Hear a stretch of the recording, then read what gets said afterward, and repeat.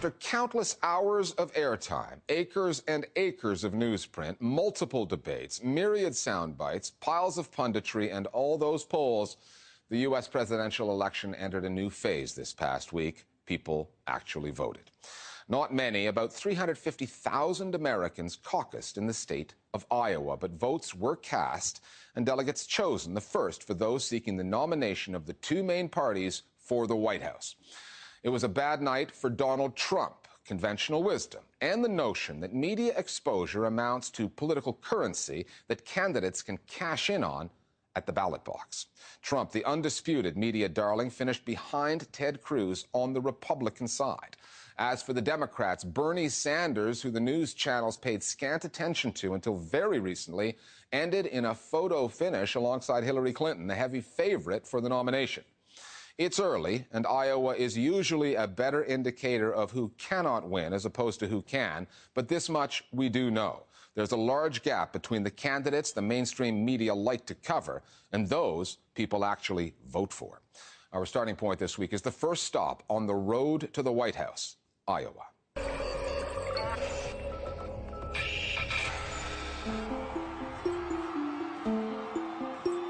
Politicians are advised to be gracious, win or lose.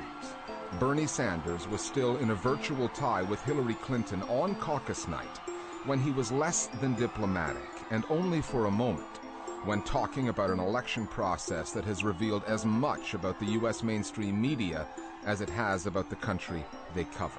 The people of Iowa have sent a very profound message to the political establishment, to the economic establishment, and, by the way, to the media establishment.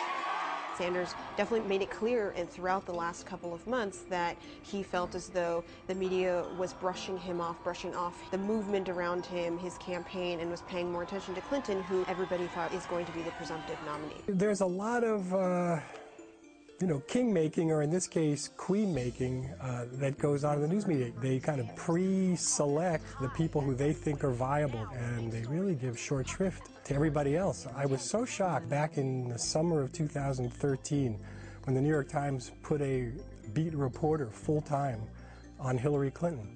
And there's been story after story, of course, about Hillary Clinton. And the public editor of the New York Times, Margaret Sullivan, just pointed out in her most recent column that the Times only assigned a reporter full-time to Bernie Sanders a few weeks ago. And given how high profile he has otherwise been in the past few months, that's kind of astonishing. Bernie Sanders is someone who is obsessive about issues that normally the mainstream media of the United States does not care about. The status quo is simply not acceptable. Issues like child poverty, youth unemployment, which is almost never talked about by anyone, climate change, issues like Trans-Pacific Partnership, which corporate media almost entirely does not cover. They did not realize how much of a thirst there was among the American public for a substance-based campaign basically against the system as it exists today, the political and media system. And I think that's just something the media didn't know how to tackle. People don't want to hear. Didn't know how to tackle or didn't want to tackle. What they want to know is what your vision is for America. The issues Bernie Sanders raises, the systemic social changes he advocates, are not easily explained in the sound bites that most television news stories are built around. And that does make his campaign a challenge to cover. But when you do the math, the size of the crowds he attracted in 2015, the record number of donors sending his campaign money, and compare that with the relatively small amount of coverage he was getting, it is difficult to conclude that some of the media's indifference to Sanders doesn't come down to ideology. It was assumed that he couldn't possibly construct a decent infrastructure in the way that Hillary Clinton did. And he's also lasted in sort of corporate-like fashion as crazy, lefty, trying to, nationalize things or something like that. How can any kind of socialist win a general election in the United States? Your own state can't even carry it through. How's America going to do it? Is it really possible for someone who calls himself a socialist to be elected president of the United States? Well, so long as Americans don't have a very sophisticated sense of what socialism might mean, even though in many cases, once explained to them, they might well approve of. Sanders is against the agenda that probably most of the companies such as Comcast and Viacom, who own the major media networks, are for, and News Corporation as well. But I think there's also something else going on with the socialist label, which is that most people who are in the media today tend to be older folks who grew up during the Red Scare or the Cold War. And I don't think they understand that younger people under 40, we did not grow up under any Red Scare. We are not scared of communists, and we're certainly not scared of socialists who we may associate with, like, let's say, IKEA or, the country of Norway, not very menacing, images. If Bernie Sanders raises issues the U.S. media, for whatever reason, have an aversion to, then Donald Trump speaks a language the media understand and embrace. They're bringing drugs. They're bringing crime. They're rapists. He's a war hero because he was captured. You got to see this guy. Oh, I don't know what I said. I don't remember. The evening news broadcasts gorged themselves on Trump stories in 2015, doing more reports on him than the entire Democratic field combined. Trump went into Iowa leading the polls on the Republican side and seemed confident enough in those polls that he chose to skip a debate on Fox News. And everyone on this stage is stupid, fat, and ugly. Now that we've gotten the Donald Trump portion out of the way. Fox is a conservative network that Republican candidates usually court like love-struck schoolboys. And Trump looked rejected when he finished second to Texas Senator Ted Cruz.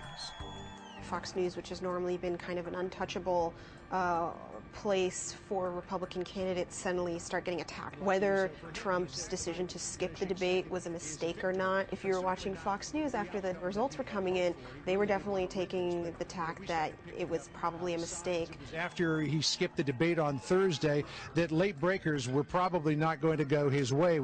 Cruz's campaign in Iowa being more organized than Trump's certainly played a role in how well he did, but I think the other components of that have to do with mainstream media tending always to underappreciate the role of religion in American life, and he was delivering these very overt religious messages, which I think really resonated with a lot of people in Iowa. Trump appeals exactly to the vanities and the superficialities of the U.S. media. What they want to talk about is someone says something outrageous and lets everyone yell at each other and debate about it and shout about it, and Trump is the made-for-media candidate in that respect, and I think that's a big part of the reason he did get that obsessive coverage in this campaign, even if his candidacy doesn't end up being nearly as potent as the media pretended.